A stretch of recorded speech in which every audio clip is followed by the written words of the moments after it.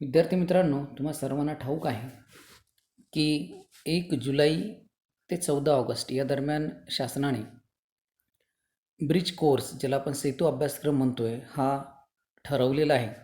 प्रत्येक दिवसानुसार तुम्हाला एक ठराविक अभ्यासक्रम अभ्यासायचा आहे, जो गेल्या वर्षीच्या अभ्यासक्रमावर अवलंबून असणार आहे, म्हणजेच 8वीच्या अभ्यासक्रमावर अवलंबून असणार आहे.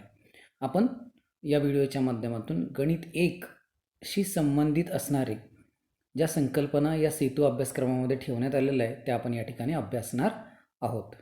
तत्पूर्वी सगळ्यांनी माझ्या या चॅनलला सबस्क्राईब करायचं आहे. बघा, आपण एक एक करून या ठिकाणी आपण अभ्यासत आहोत. 2 वेगवेगळ्या प्रकारचे सिरीज बघणार. एक भाग 1 साठी असेल आणि भाग 2 साठी असेल. भाग 1 साठी आपण या ठिकाणी विचार करत आहोत.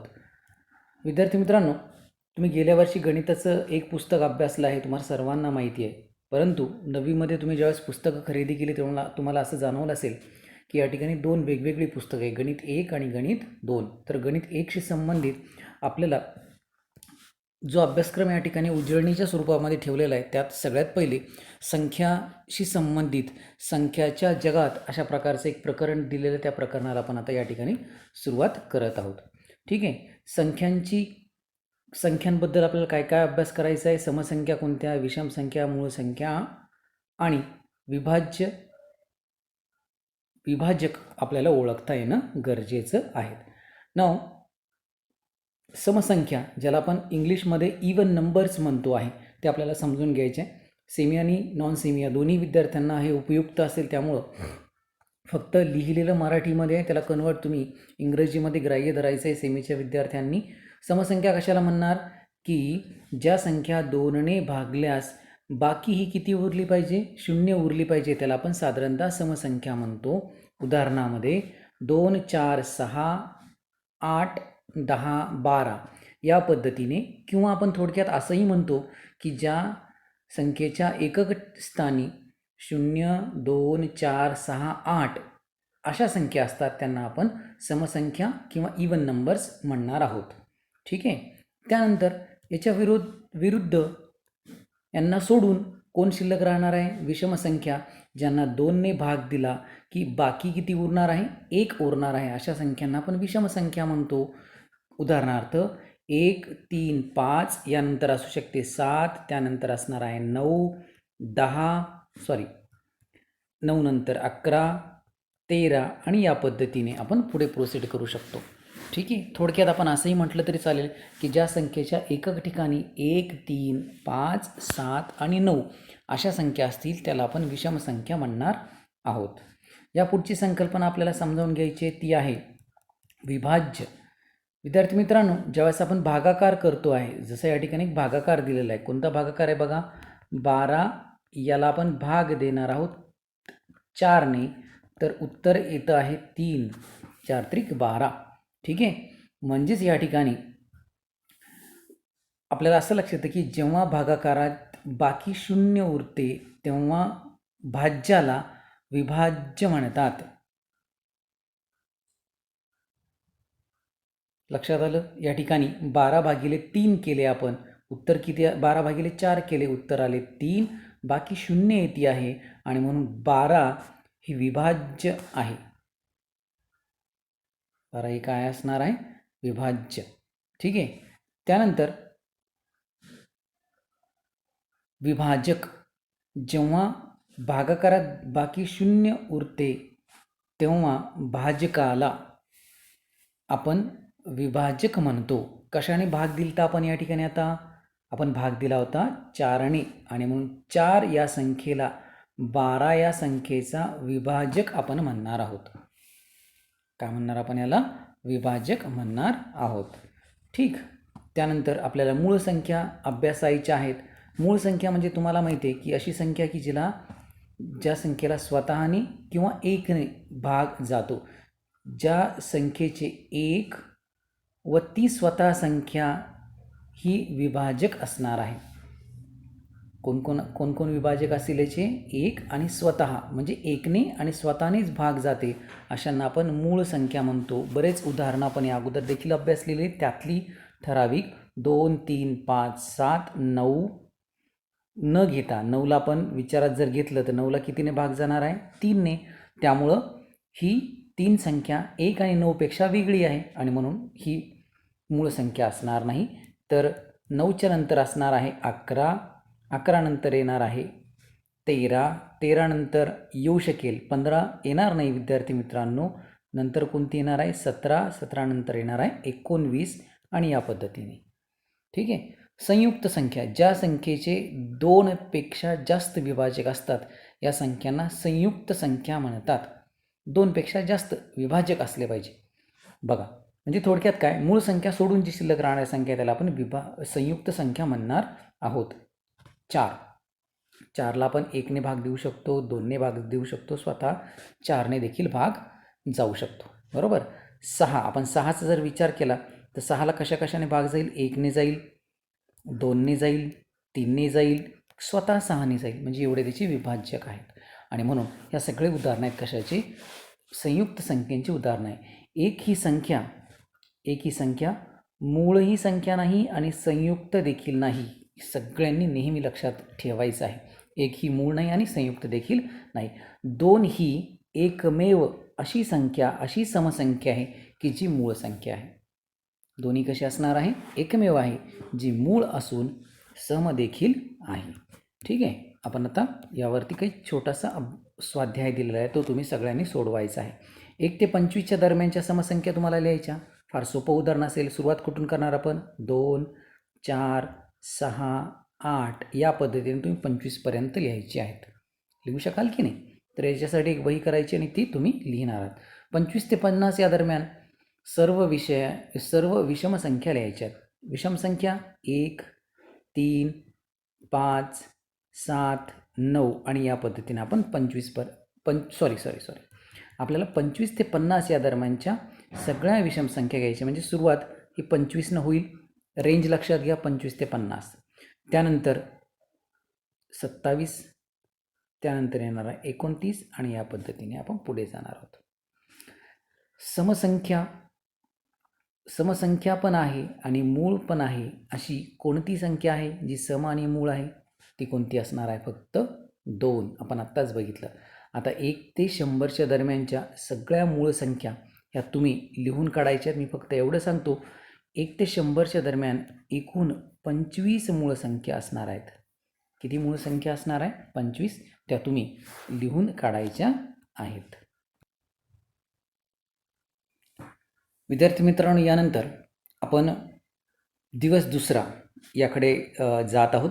या सेकंड डेमध्ये आपल्याला काय काय अभ्यासायचं आहे त्यामध्ये तुम्हाला असं लक्षात येईल की आपल्याला नैसर्गिक संख्या, पूर्णसंख्या, पूर्णांक संख्या, परिमेय संख्या यांचा अभ्यास या ठिकाणी आपल्याला करायचा आहे. बघा, या ठिकाणी यादी दिलेली आहे. नैसर्गिक संख्या सुरुवात होणार 1, 2, 3 या पद्धतीने. याला आपण नैसर्गिक संख्या म्हणणार. थोडक्यात मोज संख्या, ज्या संख्या आपल्याला मोजण्यासाठी उपयुक्त ठरतात, 1, 2, 3, 4, 5, 6 आणि या पद्धतीने याला आपण नैसर्गिक संख्या म्हणणार आहोत. जर आपण नैसर्गिक संख्यामध्ये 0 वाढवत असेल, 0, 1, 2, 3, 4, 5, 6 या पद्धतीने जर विचार केला तर त्याला आपण पूर्ण संख्या, होल नंबर्स कॉल करणार आहोत. काय कॉल करणार आपण याला? Hole number. सेमीचे विद्यार्थ्यांनी याला होल नंबर म्हणायचं आणि नैसर्गिक संख्येला नॅचरल नंबर संबोधायचं आहे, लक्षात घ्यायचं आहे. त्यानंतर पूर्णांक संख्या. पूर्णांक संख्या म्हणजेच काय? ज्याला आपण इंटिजर्स इंग्लिशमध्ये म्हणणार. इंटिजर्स म्हणजेच काय की या पूर्ण संख्यांमध्ये, होल नंबर्समध्ये मी जर निगेटिव्ह साईड जर वाढवली, म्हणजे कशी? -2 dash dash dash, -2, -1, 0, 1, 2 and so on या प्रकारच्या संख्यांना आपण पूर्णांक संख्या म्हणणार आहोत. ठीक आहे. त्यानंतर परिमेय संख्या. ज्या संख्या आपण m/n या रूपामध्ये मांडू शकतो यांना आपण परिमेय संख्या आपण म्हणणार आहोत. पण आपल्याला एक अट अशी दिलेली आहे की n हा 0पेक्षा वेगळा असणं आवश्यक आहे. साधारणतः आपण q या अक्षराने याला दर्शविणार आहोत. बघा, आता मी सुरुवातीचा नैसर्गिक संख्येमधली एक संख्या जर घेतली आपण 4, तर हिला मी 4/1 लिहू शकतो. बरोबर. किंवा मी पूर्ण संख्येमधली 5 ही संख्या घेतली, याला मी छेदामध्ये 1 लिहिला, तर तो सुद्धा देखील कोणत्या स्वरूपामध्ये होणार आहे? m/n. आणि म्हणून नैसर्गिक संख्या, पूर्ण संख्या, पूर्णांक संख्या या सगळ्यांना आपण m/n या स्वरूपामध्ये लिहू शकतो आणि म्हणून आपण असं म्हणणं सहज शक्य आहे की नैसर्गिक, पूर्ण आणि पूर्णांक या तिन्ही देखील कशाची उदाहरणं आहे? परिमेय संख्येची उदाहरणे आहेत. आता यापेक्षा वेगळी उदाहरणं जर विचारात घ्यायची असेल तर आपण सहज म्हणू शकतो की 2/3 किंवा 5/7 यामध्ये m/n या रूपामध्ये आपण याची मांडणी केलेली आहे. त्याला आपण काय म्हणणार? परिमेय संख्या म्हणणार आहोत. आता यावर आधारित एक अभ्यासक्रम आपल्याला दिलेला आहे. बघा, सर्वात मोठी नैसर्गिक संख्या तू लिहू शकतो का? आता नैसर्गिक संख्या तुम्हाला माहिती आहे 1, 2, 3 आणि डॅश डॅश डॅश. आता कितीपर्यंत संख्या लिहित गेलो याला काही मर्यादा नाही आहे, याला कोणतं अप्पर बाउंड नाही आहे. आपण सगळ्यात मोठी नैसर्गिक संख्या लिहू शकत नाही. सगळ्यात लहान नैसर्गिक संख्या मात्र लिहू शकतो. मग लिहू शकतो का आपण? तर नाही. दैनंदिन जीवनामध्ये पूर्णांक संख्येचा वापर कुठे कुठे केला जातो? तर पूर्णांक संख्या आपल्याला बऱ्याच ठिकाणी बघायला मिळते. आपण घड्याळामध्ये बघितल्यानंतर किती वाजले ह्या प्रश्नाचे उत्तर द्यायचं ठरवलं तर आपण बऱ्याच वेळेस पूर्णांक संख्येमध्ये उत्तर देत असतो. आपल्याला बाहेर निघायचं असेल, आपल्यासोबत किती मित्र आहे असं जर कोणी विचारणा केली तर आपण सहज एक आकडा सांगून जातो जो पूर्णांक संख्या आहे. म्हणजे खूप वेळेस, असंख्य वेळेस आपण पूर्णांक संख्येचा उपयोग करत असाल. तुम्ही तुमच्या दृष्टिकोनातून याची उत्तरं लिहायची आहेत की तुम्ही कोणत्या कोणत्या ठिकाणी या पूर्णांक संख्येचा विचार करत आहात. परिमेय संख्या नसणारी काही संख्या असू शकतात का? परिमेय नाही अशा संख्या म्हणजेच काय? ज्या संख्या m/n या रूपामध्ये मांडता येणार नाही अशा संख्या असू शकतात का? सगळ्यांनी याचा विचार करायचा आहे. याचं उत्तर मात्र संख्या असू शकतात असं असणार आहे. असू शकतात. तुम्ही मागच्या वर्षी अपरिमेय संख्या देखील अभ्यासलेल्या आहेत. ते याचे उदाहरण असणार आहे, उत्तर असणार आहे. परिमेय नसणारी संख्या कोणती असणार आहे? अपरिमेय संख्या. त्याचा अभ्यास आपल्याला पुढे करायचा आहे. अशी संख्या लिहा की जी पूर्ण संख्या आहे परंतु नैसर्गिक नाही. अशी कोणती संख्या आहे की जी पूर्ण आहे पण नैसर्गिक नाही? तुम्हाला आता लक्षात येईल की पूर्ण आहे पण नैसर्गिक नाही. बघा, दोघांमध्ये हा कॉमन भाग आहे. म्हणजे काय शिल्लक राहिलं आपल्या या ठिकाणी? 0. आणि म्हणून आपल्याला या प्रश्नाचं उत्तर काय लिहावं लागेल की जी संख्या नैसर्गिक नाही पण पूर्ण आहे ती कोणती संख्या असणार आहे? 0.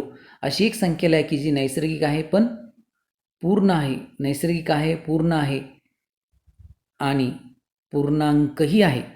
अशा संख्या लिहायच्या आपल्याला की ज्या नैसर्गिक आहे, पूर्ण आहे आणि पूर्णांक देखील आहे. म्हणजेच थोडक्यात ज्या नैसर्गिक संख्येमध्ये येतील 1, 2, 3, 4 आणि या पद्धतीनं. Natural numbers are belongs to whole number as well as the rational numbers. लक्षात येतं सगळ्यांना? नाव यानंतर आपल्याला पुढे प्रोसीड करायचं आहे. प्रकरण मधले जे प्रकरणं आहेत तुम्हाला दिसेल की दिवस 1, 2 नंतर डायरेक्ट आपण 8पर्यंत आलो. मधले प्रकरणं गणित 2 याशी संबंधित आहे. तर आपण सध्याला गणित 1शी संबंधित अभ्यास करत आहोत. आता पुढचा भाग आहे पूर्णांक संख्या. आपल्याला आता डिटेलमध्ये स्टडी करायचा आहे. पूर्णांक संख्या सगळ्यांना आत्ताच बघितलेला आहे की ज्या संख्यामध्ये आपल्याला ऋण संख्या असतील डॅश डॅश डॅश, -3, -2, -1, 0, 1 या पद्धतीच्या संख्या 2, 3 आणि या पद्धतीने याला आपण पूर्णांक संख्या म्हणणार आहोत. आता याचा अभ्यास करत असताना आपल्याला लहान मोठेपणा सहज ठरवता येऊ शकतो.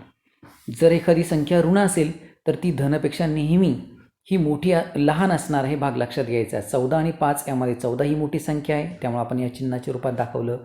-29 लहान आहे 15पेक्षा. ही ऋण संख्या नेहमी लहान असेल धनसंख्येपेक्षा. त्यानंतर धनसंख्या 0पेक्षा नेहमी मोठ्या असणार आहेत आणि ऋणसंख्या 0पेक्षा नेहमीच लहान असणार आहे.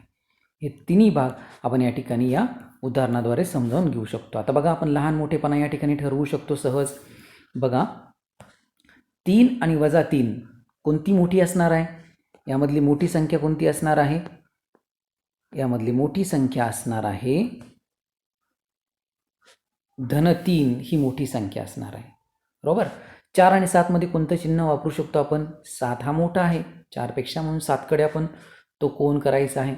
त्यानंतर -17 आणि +17 ऋणसंख्या ही नेहमी धनसंख्येपेक्षा लहान असणार आहे. 0पेक्षा ऋणसंख्या ही लहान असते, 0 ही मोठी संख्या असणार आहे.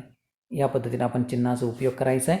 आता -8 आणि -3, आता बघा ज्यावेळेस आपण एखादी नंबर लाईन संख्या रेषा लिहितो त्यावेळेस तुम्हाला लक्षात घ्या, समजा मी या ठिकाणी 0 लिहिला, इथे -1 आहे, -2 आहे, -3 आहे आणि -4 आहे. जेव्हा जेव्हा आपण संख्यारेषेच्या इकडच्या दिशेने जाणार आहोत तेव्हा संख्या लहान लहान होत जाणार आहे. म्हणजे थोडक्यात काय, इथे जर -2 असेल आणि या रेषेवर इथे कुठेतरी समजा आपण असं गृहीत धरूया की -8 आहे आपल्याला जो आवश्यक आहे तो, मग -2च्या इकडच्या दिशेला ही -8 आहे, म्हणजे -2 ही मोठी संख्या आहे. -2 मोठी आहे कोणापेक्षा, -8पेक्षा. संख्यारेषेचा उपयोग करायचा आहे तुम्हाला या बाबतीमध्ये. त्यानंतर चिन्हांकित संख्याच्या बेरीज आणि वजाबाकी आपल्याला या ठिकाणी समजून घ्यायच्या आहे. बघा अतिशय महत्त्वाचं हे प्रकरण भाग असणार आहे. जेव्हा जेव्हा आपण वजाबाकी करतोय तेव्हा नेहमी लक्षात ठेवायचं विद्यार्थी मित्रांनो की दोन्ही संख्येची वजाबाकी तर करायची, पण उत्तराला मोठ्या संख्येचे चिन्ह द्यायचं आहे. जसं की 20 आणि 18ची वजाबाकी आपण जर केली तर 2 येणार आहे आणि यामध्ये मोठी संख्या कोणती आहे, 20, म्हणून आपल्याला -2 हे उत्तर असणार आहे. त्यानंतर आता याला सोडवण्याचा आपण प्रयत्न करूया. बघा 23 हे वजा आणि कंसामध्ये वजा आहेत, हे वजा वजा अधिक आपल्याला करायचे आहेत 16. सो 23 + 16 याची ॲडिशन जी होईल ती आपला आन्सर असणार आहे. आन्सर किती असणार आहे, 39. आणि मायनस आणि ब्रॅकेटमध्ये मायनस विल बिकम प्लस, उत्तर येणार आहे 36. ठीक आहे, हे सगळे मुद्दे बारकाईनं समजावून घ्यायचे आहेत विद्यार्थी मित्रांनो. त्यानंतर आता या ठिकाणी 4 नियम तुमच्यासमोर दिसतात, अत्यंत महत्त्वाचे आहेत.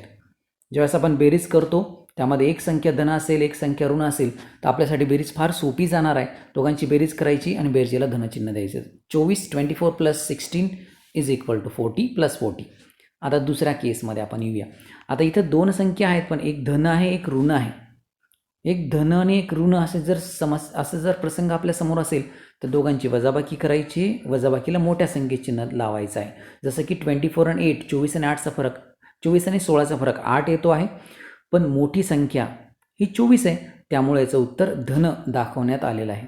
आपण अशाच परिस्थितीमध्ये खाली येऊया की ज्यामध्ये एक संख्या धन आहे आणि एक संख्या ऋण आहे.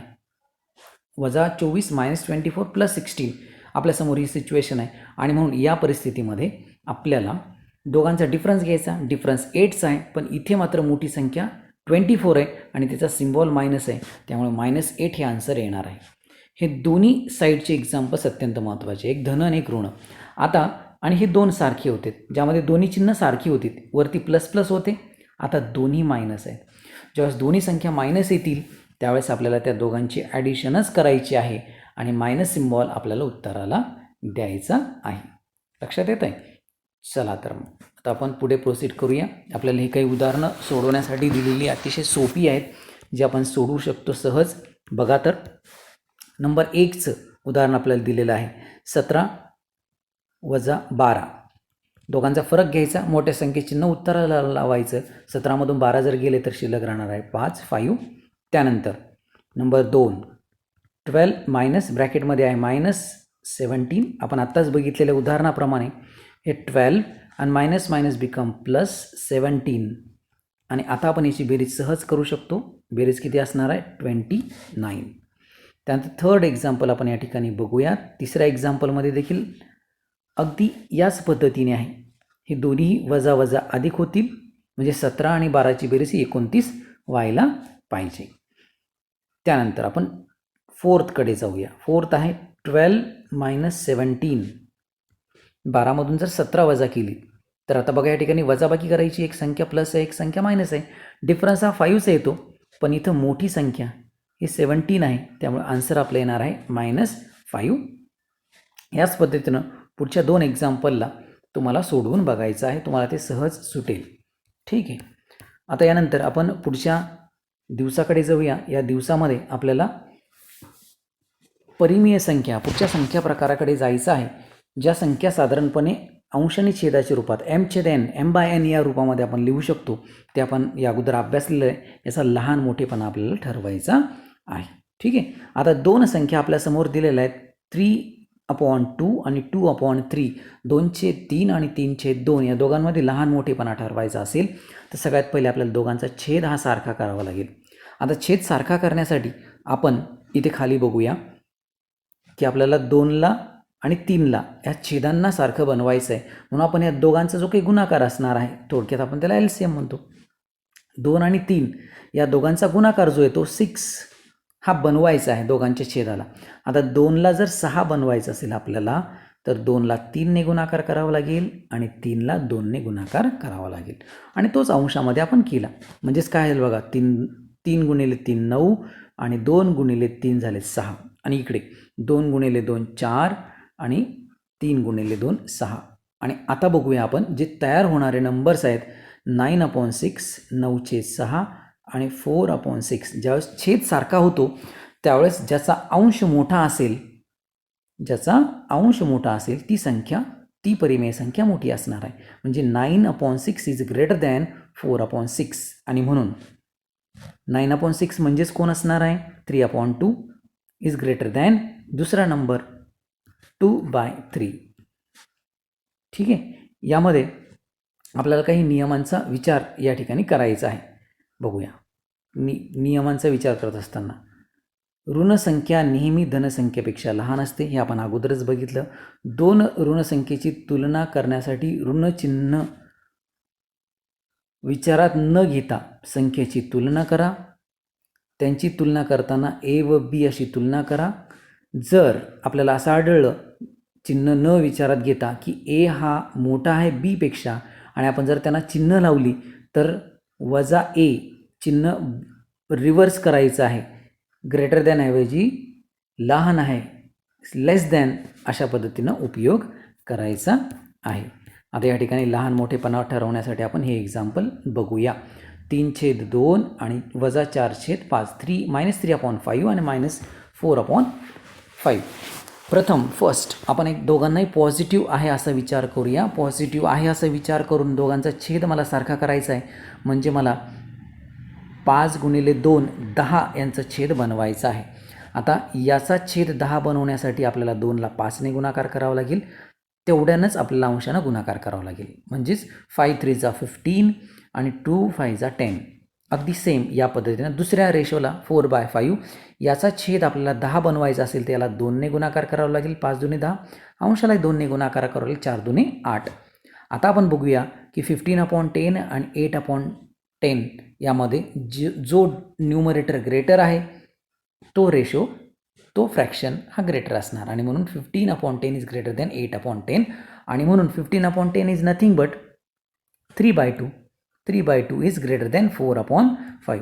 परंतु आपल्याला जे दिलेले अंक आहेत हे मात्र निगेटिव्ह आहेत आणि म्हणून आत्ताच बघितलेल्या नियमाप्रमाणे आपण जर या दोन्ही अंकांना निगेटिव्ह सिम्बॉल लावत असेल तर हा जो मधला इनइक्वॅलिटी सिम्बॉल आहे तो मात्र आपल्याला कसा करावा लागेल रिव्हर्स करावा लागेल आणि म्हणून -3/2 इज लेस दॅन -4/5. ठीक आहे. यावरून आपल्याला एक कन्क्लुजन असं करता येत आहे. काय कन्क्लुजन बघा. जर A/B A/B आणि C/D असे 2 आपल्याला पूर्ण परिमेय संख्या दिल्या असतील तर आपल्याला असा एक अंदाज लावता येतो की A आणि D इथं क्रॉस मल्टिप्लिकेशन आपण जर केलं समजा A आणि Dचा गुणाकार आणि दुसरा क्रॉस मल्टिप्लिकेशन आपण केलं B/C हा जर गुणाकार केला तर A × D हा गुणाकार हा जर ग्रेटर भरत असेल तर पहिलं परिमेय संख्या ही ग्रेटर असणार आहे. त्यानंतर जर पहिला जर गुणाकार हा स्मॉलर भरत असेल तर पहिला रेशो स्मॉल असणार आणि पहिला गुणाकार हा जर ग्रेटर असेल तर पहिला रेशो A × D हा ग्रेटर असेल तर A/B हा ग्रेटर असणार आहे. ठीक. आणि समजा गुणाकार हा जर सारखा आला समजा उदाहरणार्थ 1/2 आणि यासोबत आपल्याला इक्वेट करायचं आहे 2/4. आपण जर गुणाकार केला ह्या दोघांचा गुणाकार केला 4 × 1 होणार 4 आणि उरलेल्या दोघांचा गुणाकार केला 2/4 2 × 2 हा देखील 4 होतो इक्वल येतोय. ज्यावेळेस गुणाकार सारखा येणार आहे क्रॉस मल्टिप्लिकेशन केल्यानंतर त्यावेळेस मात्र ते दोन्हीही परिमेय संख्या ह्या सारख्या असणार आहे इक्वल असणार आहेत. लक्षात आलं. क्रॉस मल्टिप्लिकेशनमध्ये A आणि Dचा गुणाकार हा स्मॉलर असेल तर पहिला परिमेय संख्या पहिला फ्रॅक्शन हा स्मॉलर आणि ए आणि डी यांचा गुणाकार हा जर ग्रेटर पडत असेल तर पहिला जो फ्रॅक्शन आहे तो आपला ग्रेटर व्हायला पाहिजे. नाव आता या ठिकाणी परिमेय संख्येची लहान मोठेपणा आपल्याला या ठिकाणी ठरवायचा आहे. आत्ताच बघितलेल्या नियमाच्या आधारे आपण या ठिकाणी याला सोडवण्याचा प्रयत्न करूयात. बघा तर नंबर 1 -3, -5. आता यामध्ये लहान मोठेपणा ठरवणं आपल्यासाठी फार काही अवघड जाणार नाही. आपल्याला असं लक्षात येतं आहे संख्या रेषेवरून की -3च्या डाव्या बाजूला ही -5 येणार आहे आणि म्हणून -3 ही ग्रेटर असणार आहे कुणापेक्षा? -5 पेक्षा. त्यानंतर नंबर 2 2/7 आणि 0. आता यालाच जर मी 0ला छेद सारखा करण्याचा प्रयत्न केला तर 0च्या छेदामध्ये मी जर 7 लिहिला तर काही फरक पडणार नाही. आता तुम्हाला असं लक्षात येईल की दोघांचा छेद सारखा झालेला आहे आणि म्हणून ज्याचा अंश मोठा तो मोठा असणार. त्यामुळे आपण या पद्धतीने याला घेऊ शकतो. त्यानंतर थर्ड -5/7, -3/4. आता याला सोडवण्यासाठी पहिले आपण या दोघांनाही धन समजूया. 5/7, 3/4. ठीक आहे. आता मी पहिला क्रॉस मल्टिप्लिकेशन करतोय. पहिला जो नियम आपण बघितला आहे ह्या दोघांचा गुणाकार करतोय. बघा काय होतोय. 5 होणार आहे 20 आणि त्यानंतर उरलेल्या दोघांचा गुणाकार करतोय. 7 किती होणार आहे? 21. आता या दोघांमध्ये कोणतं रिलेशन आहे? 21 हा ग्रेटर आहे आणि जर 21 ग्रेटर असेल तर जो दुसरा रेशो आहे आपला हा मोठा असला पाहिजे. म्हणजेच काय लिहिणार आपण? हा दुसरा इकडचा पॉझिटिव्ह असणारा 5/7 हा स्मॉल आहे कुणापेक्षा? 3/4 पेक्षा. 5/7 हा लेस आहे 3/4 पेक्षा. पण मला हे निगेटिव्ह दिलेले आहेत. मग मी जर सिम्बॉल यांचे जर रिव्हर्स करत असेल -5/7 घेतला तर हे सिम्बॉल हा याचा रिव्हर्स होणं आवश्यक आहे. Greater than -3/4. लक्षात आलं सगळ्यांना? याच पद्धतीनं तुम्ही चौथं एक्झाम्पल सगळ्यांनी ट्राय करायचं आहे. यानंतर आपण पुढच्या संकल्पनेकडे जाऊया. परिमेय संख्येचे दशांश रूप. परिमेय संख्येचे दशांश रूप आपल्याला या ठिकाणी मांडायचं आहे. पॉईंटमध्ये भागाकार ज्याला आपण म्हणूयात तो आपल्याला या ठिकाणी करायचा आहे. उदाहरणार्थ 5/2 याला आपण दशांश रूपामध्ये मांडणी केली ती किती मिळते? 2.5. 22/7 याचं दशांश रूपान आपल्यासमोर दिसतं आहे 3.14287 857. परत एकदा या ठिकाणी 4नं सुरुवात होती म्हणजेच आवर्ती या ठिकाणी येताना दिसत आहे. तर असं लक्षात आलं आपल्याला की 2ला 5ने भाग दिला तर बाकी 0 येते. 22ला 7ने भाग दिला तर बाकी 0 येत नाही. तर भागाकारातला दशांश चिन्हाच्या उजवीकडचा एक अंक किंवा वारंवार त्याच अंकाचा समूह यावर रिपीट होत जातो आणि म्हणून क्रमांक 1 व 2 हे खंडित दशांश रूपाचे उदाहरण आहे. पहिले 2 हे खंडित दशांश रूपाचे उदाहरण आहे तर 3 हे अखंड आवर्ती दशांश रूपाचे उदाहरण आहे. ठीक आहे. पुढे खाली काही उदाहरणं देखील आपल्याला दिलेली आहेत ज्यामध्ये आपल्याला असं लक्षात येतं की खंडित दशांश रूपन 5/4ला भाग दिला तर हे खंडित दशांश रूपन आहे आणि मी जर 0 इथं वाढवत गेलो तर अखंड दशांश रूपामध्ये आपण याची मांडणी करू शकतो. तर आपल्याला या ठिकाणी खालील परिमेय संख्या दिलेल्या आहेत ह्या खंडित किंवा व अखंड दशांश रूपात वर्गीकरण करायचे आहेत. आता या ठिकाणी आपल्याला असं लक्षात येत आहे एक उदाहरण घेऊया आपण ज्यानं तुम्हाला समजणं सोपं जाईल. नंबर 1चं उदाहरण आपण बघतोय. आपल्याला 3ने भाग द्यायचा आहे 5ला. सिंपल गोष्ट असणार आहे. पहिला भाग जाणार 1चा 3 × 3 शिल्लक राहतील 2. 2ला भाग जाणार नाही. इथं दशांश रूप घ्यायचं इथं 0 असणार आहे. 6 × 18 18. परत 2ने आपण याला भाग देणार शिल्लक 2 राहतील. परत इथं भाग जात नाही इथं 0 घ्यायचा आहे आपल्याला. 6 × 18 एक थोडंसं करेक्शन या ठिकाणी 6 × 18 3चा भाग बसला आहे 18. वजाबाकी जर केली तर 2 शिल्लक राहतील परत एकदा असं लक्षात येतं आपल्याला की 2ला भाग जात नाही, 0 आपल्याला घ्यावा लागेल, परत 3चा भाग जाणार 18 आणि या पद्धतीनं 2 बाकी येत राहणार आणि 3 3 3 येत जाणार आहेत. म्हणजेच काय 5/3 याला आपण कसं लिहिणार आहोत 1.33 याचे आवर्तन होत चाललेलं आहे.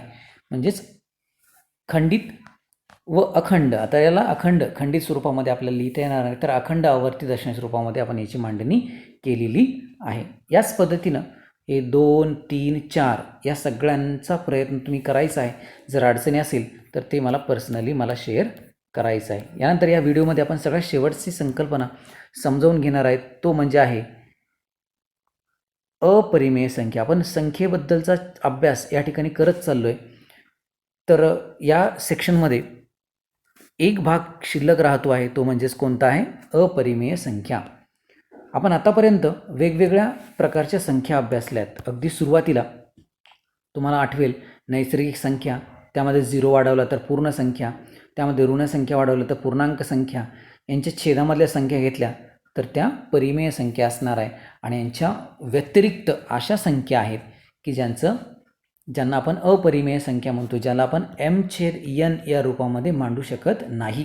त्या कोणत्या असणार आहे, ज्या संख्या साधारणपणे ज्यांचं वर्गमूळ निघत नाही, वर्गमुळात 10, वर्गमुळात 2, वर्गमुळात 3 या संख्यांना आपण काय म्हणणार आहोत, अपरिमेय संख्या. किंवा अशा प्रकारची दशांश आवृत्ती की ज्यामध्ये आवर्तन येणार नाही, दशांश जे आपण मांडत आहोत त्यामध्ये कोणत्याही प्रकारचा पॅटर्न आपल्याला दिसणार नाही, अशा प्रकारच्या मांडणीला आपण अपरिमेय संख्या म्हणणार आहोत. तर या अपरिमेय संख्या आपण लक्षात ठेवायच्या आहेत. साधारणपणे ज्यांचं वर्गमूळ निघत नाही त्यांना आपण अपरिमेय संख्या म्हणणार आहोत. आजच्या व्हिडिओमध्ये आपण या ठिकाणी थांबूया. पुढच्या भागामध्ये उरलेल्या काही दिवसांचा अभ्यास करणार आहोत. सगळ्यांचा अभ्यास एका वहीमध्ये नोंद करून ठेवायचा आहे. धन्यवाद.